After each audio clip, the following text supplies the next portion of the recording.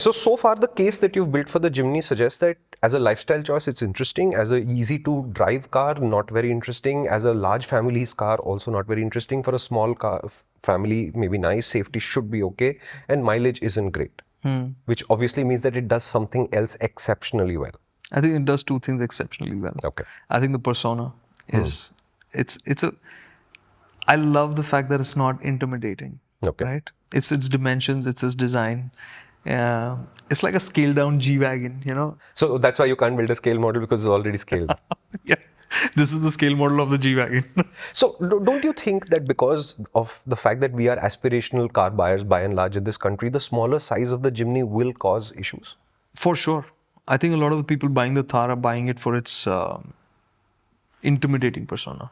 I thought the Thar size was not an aspiration thing, it was a compensation. And okay, forget it. You tell me what the size issue with the Jimny is. We know a couple of people who've got Thars, so hello guys. Anyways. It was not meant to be directed at people, man. Right. Okay. Yeah, so definitely it will be,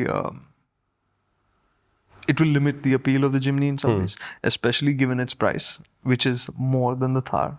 Right, it's more expensive than the Thar. It's only got the top two variants on offer. Right. The Thar's, but the Thar very cleverly now has the rear wheel drive, right? Diesel engine, which is smaller than 1.5 liters, so it's getting all the tax breaks. Whereas the Jimny, even though it's under 4 meters in length, doesn't get any tax breaks because the petrol engine is 1.5 liters. Correct. Right, so it's ended up being more expensive. People were being hopeful that it would start at 10 lakh rupees. That looked tough. So this is, you're saying, an expensive purchase, the Jimny. For what you get for it, it is an expensive purchase. For its size, straight up. I think people will really experience the value and the beauty of the Jimny when they take it off-road. That is when you will, it's magical. So 99% of the people will never see the true value of the Jimny. No. I think in that sense, for most people, the Thar will be the better option, right? You're getting a diesel. You can get a more powerful diesel if you want, which is better for long distances. Is the Thar more comfortable for longer distance? I don't know. It is bouncy, right? Even the rear wheel drive.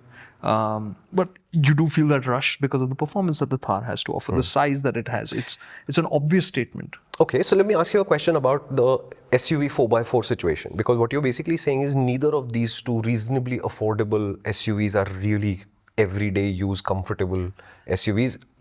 Can that actually happen on a body-on-frame, or you need a monocoque to get that to work? I don't know of any proper 4x4, anything that claims to be hardcore 4x4 that is excellent on road. Even Range Rovers have to compromise at some level with all the tech and everything on offer. Can a Range Rover with everything at its disposal be as good as something that's road focused? Okay. So in expectation setting terms, the Jimny cannot, for example, drive like a Brezza or a Creta or Extra. It just won't. And when you go off-road, then all of that capability comes to the fore. So now since we've kept you hanging for a while, let's talk about off-roading. How is the Jimny off-road? And you said the core DNA, narrow body, it all ties into that. So let's discuss that. It's the basics. It's how focused they've been on what would make it great off-road, right? And they've been uncompromising about it. So this is the Gypsy's successor, and it's been a long gap in between. But in terms of the idea, it's absolutely the same, right? In terms of width, it's not much. It's not very long. It's not very heavy. All of those things. Like there's a comment in one of the videos or the post that we put. One guy's talking about the Gypsy that he owns, and he's refusing to believe that the Jimny can be as good or better, because the Gypsy's the most winning aspect is it goes where nothing else can go. Right. And if it gets stuck, 4 people can go in there, pick it up and take it out. Right. Right. So that has been the case so often that people who are using Gypsies can't find anything else as good, right? Because that formula is baked into the DNA. It's not about the power. Right. It's the combination of the size and the weight. And you think that the Jimny is going to be able to achieve all of those things? In fact, the Jimny in some ways is going one better because despite all the off-road ability, it's easier and nicer to drive. Even the way the suspension is working, right? It's got that 3-link suspension front, rear.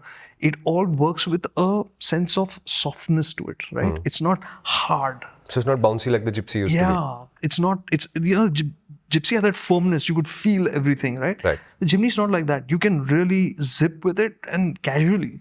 And But when you turn up at your neighborhood market and you have 65 auxiliary lights on the front of the car and you've raised it 3 inches and widened it 24 inches, will how cool the Gypsy looked when you did all of that nonsense?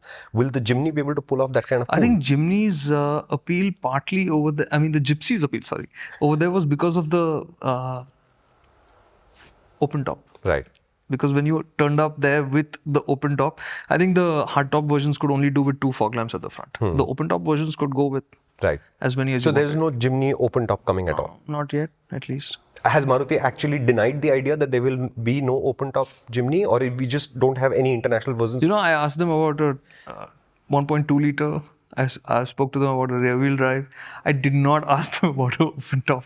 That's a good question. That's because you car enthusiasts are so stuck under your cars that you forget that there is a roof that you can mess with a little bit. I actually wanted to have a roof. I don't want the open top. Why not? No, it's too much pain, man. Not for you. I'm saying as an option available on the market for somebody who wants to just go to the market and look extra cool. Shumi asked, I'll tell them. Yeah, I did. Yeah, okay, let's sum this up.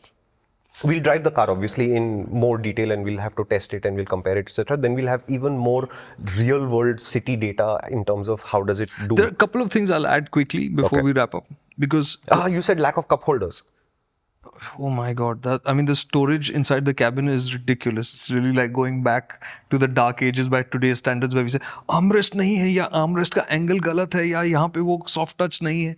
It's got pretty much nothing. They've just put in a few slots here and there so they can at least tick off, we gave you a door pocket. It's just that much. So you wear cargos if you're driving a Jimny so that you have storage. Absolutely. Okay. The thing about the Jimny is this combination of its DNA, right, is the key to the entire experience. Because it's not about the horsepower, it's about the lightness, the width, the narrowness, all of that, right? It literally glides over the rough stuff. It doesn't struggle, it doesn't have to push its way through. And it's easier to drive in those situations than the Thar? It's way easier. Okay. It's far less intimidating, it's far more agile. And do you do this over the bad roads the whole time? No, that's what, it's cleaner.